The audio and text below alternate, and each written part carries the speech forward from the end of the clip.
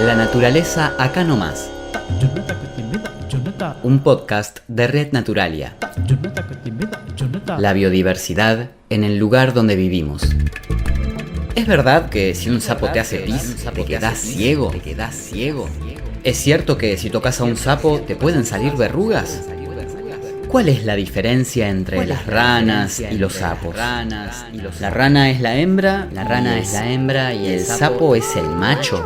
Hay confusiones populares acerca de la diferencia entre ranas y sapos. Muchas personas piensan que la rana es la hembra, el sapo es el macho, pero en realidad son nombres comunes en que se conocen a distintos grupos de anuros, ¿no? Las ranas por lo general son más saltadoras, tienen piel más lisa y más húmeda, los colores son brillantes, en tonos verdes, y en realidad es una paleta enorme de colores.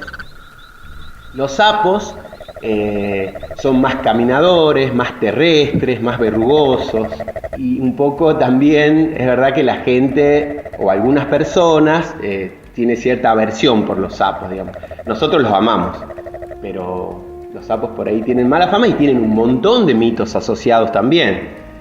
¿Quién no habrá escuchado acerca de que lamer sapos tiene propiedades alucinógenas, o que si un sapo te hace pis te quedas ciego?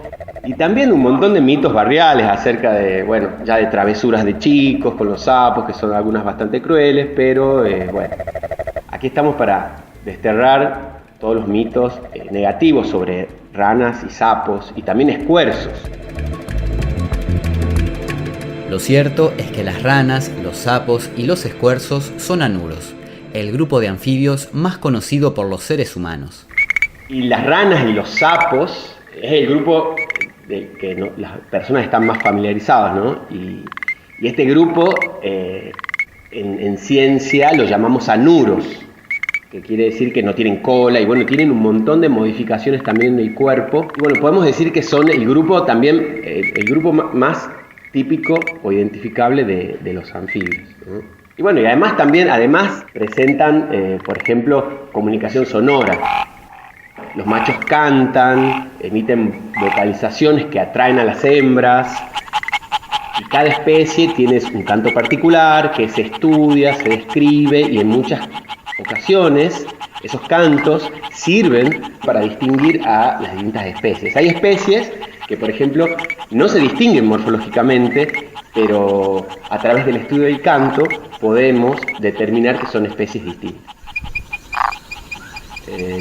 Mi primer viaje, una noche estrellada en las afueras de San Miguel de Tucumán, escuchar un coro de 10 especies de anfibios, de ranas cantando, creo que una de las experiencias más maravillosas que un biólogo o cualquier persona puede tener.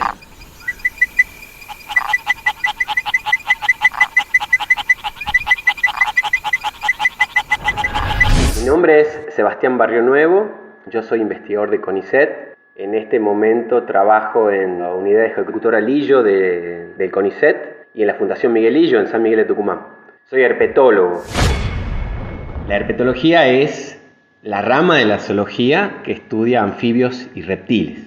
Y actualmente, además de investigador, soy el curador de la colección de herpetología de la Fundación Miguel Lillo, que es una colección muy grande, es una de las más importantes del país, en número de ejemplares y en representatividad también. Así que de eso es algo de lo que estamos muy orgullosos los tucumanos. Entonces, empecemos por el principio. ¿Qué son los anfibios? Los anfibios es un grupo de vertebrados, ¿no? Que incluyen a los conocidos ranas y sapos, también a las salamandras, y también un grupo mucho menos conocido que son las cecilias. Y básicamente, incluso hace alusión a la palabra, los anfibios se caracterizan por presentar un ciclo de vida bifásico. O sea, ¿qué es bifásico? Que está compuesto por dos fases.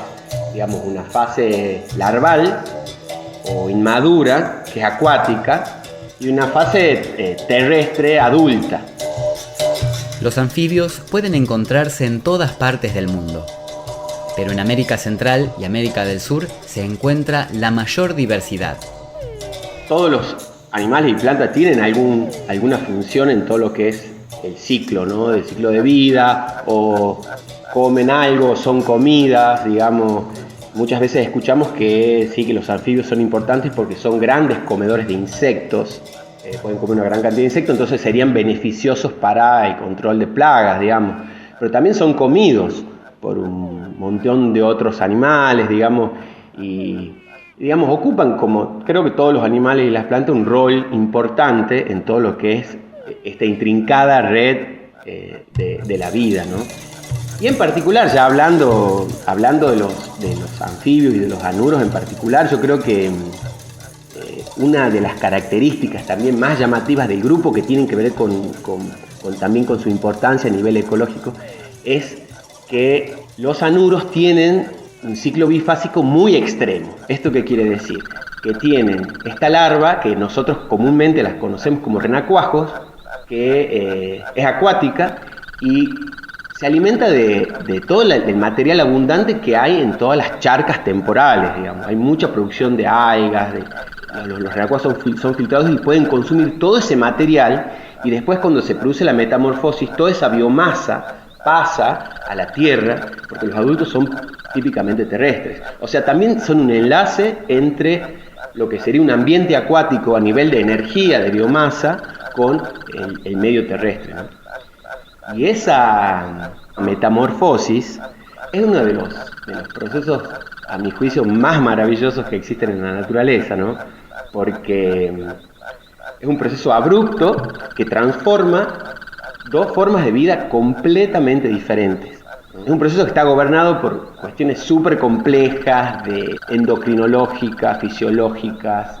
Tienen esta posibilidad de trasladar de un ambiente acuático a un ambiente terrestre un montón de energía, ¿no? Hasta hoy se han descrito 8.530 especies de anfibios, de los cuales alrededor del 10% son salamandras y cecilias. El 90% restante de las especies de anfibios son ranas, sapos y escuerzos. Y el escuerzo, o los escuerzos, claro, son un grupo particular de anuros, con bocas enormes, algunos hasta emiten vocalizaciones agresivas, pero a la vez, si uno se detiene a mirarlos, son hermosos, tienen unos colores brillantes, unos ojos fantásticos, y tienen una biología muy particular, y tienen también una morfología muy particular. Y hasta hace poco, bueno, eran bastante comunes en la zona de Buenos Aires, en los alrededores, pero bueno, cada vez se los ve un poco menos a los escuerzos, ¿no? Es un tema que un poco nos preocupa, y bueno, en distintos grupos de investigadores vienen estudiando todo lo que es estas problemáticas de conservación en anuros, que están muy relacionadas a veces con la urbanización y el avance de la frontera agrícola. Si bien hay hechos concretos que explican por qué en distintas zonas o regiones ya no se ven sapos, ranas o escuerzos, la causa no siempre es lineal. Las poblaciones de ranas y sapos también tienen sus dinámicas naturales, en que hay años, a veces periodos un poco largos, en donde a veces, por motivos a veces muy complejos, ¿no?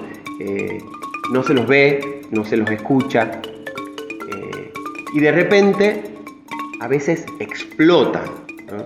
Muchas especies tienen reproducciones explosivas y a veces pasan mucho tiempo sin ser vistos, digamos, y de repente explotan. Obviamente que nos pone contentos, pero yo tengo que decirte que hay veces que no está directamente ligado eso a que, mira, ya hay de nuevo ranas, está todo bien, o cuando no hay, está todo mal, digamos. La trama es un poquito más compleja, ¿no? Hay veces que verlos o no verlos responde a cuestiones complejas de dinámica poblacional. Eso no quita que hay veces en donde hay lugares donde ya no se escuchan y no se van a escuchar porque ya los lugares prácticamente no existen, ¿no? El cemento es cemento, digamos, y ahí es un poco difícil que sean lugares propicios.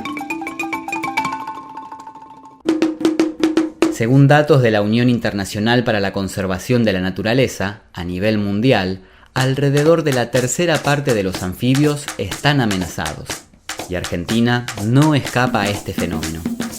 De las más de 170 especies que habitan el país, 51 especies se encuentran en alguna categoría de amenaza. La causa no es una sola, pero una de ellas, sin duda, es la introducción de especies exóticas.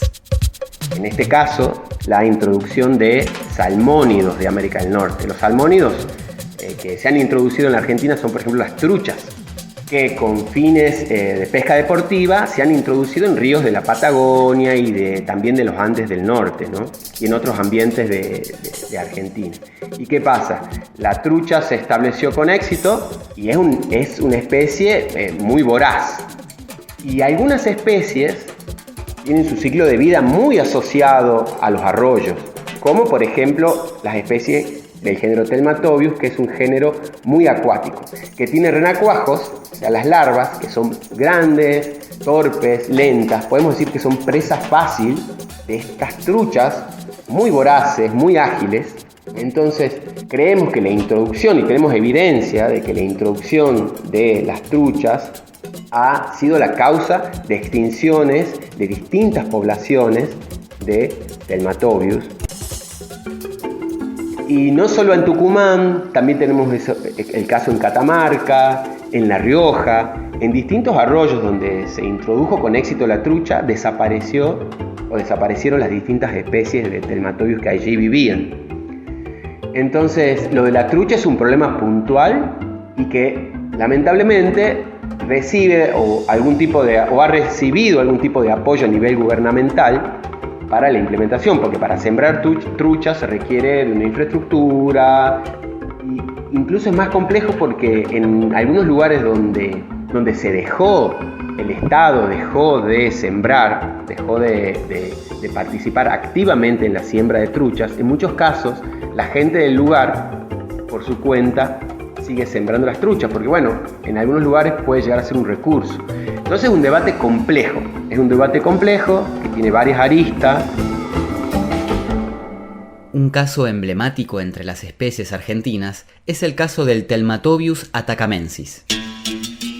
Esta especie fue descrita en 1948 en el río de San Antonio de los Cobres, en la Puna salteña. Los últimos ejemplares fueron encontrados en 1989.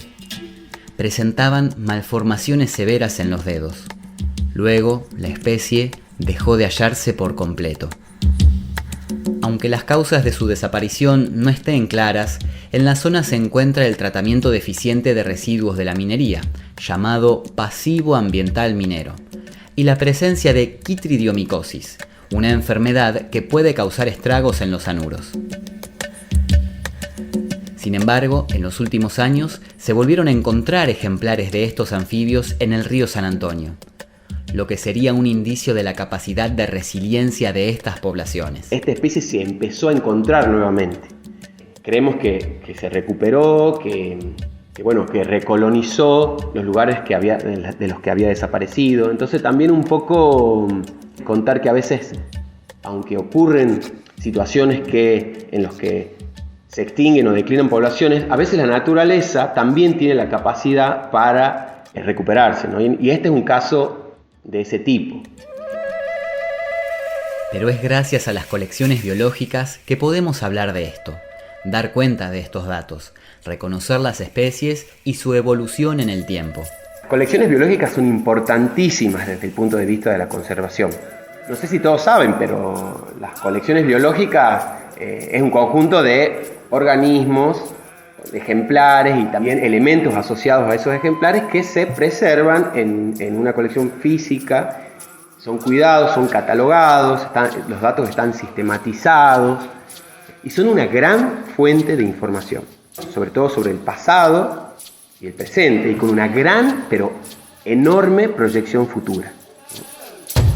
Y en términos de conservación son importantísimas porque justamente también nos brindan fotografías de cómo eran los distintos ambientes del pasado, y justamente esas fotografías nos permiten comparar con el presente, comprender la dinámica actual.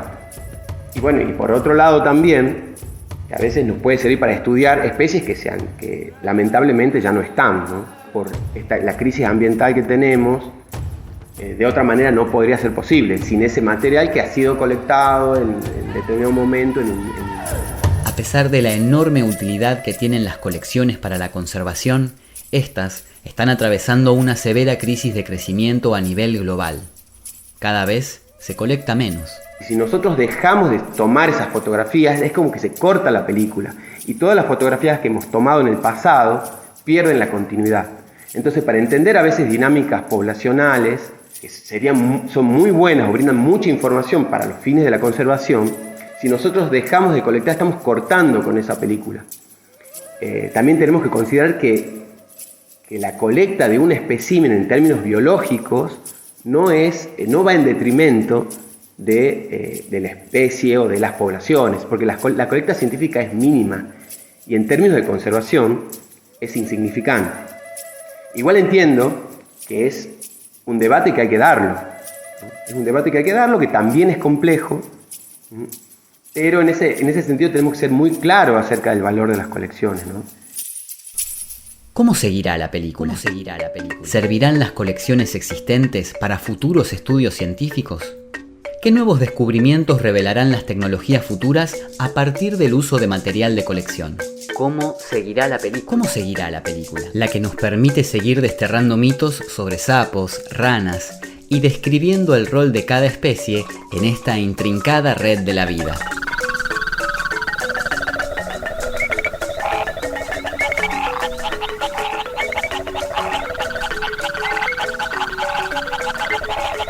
La naturaleza acá nomás. Un podcast de Red Naturalia. La biodiversidad en el lugar donde vivimos.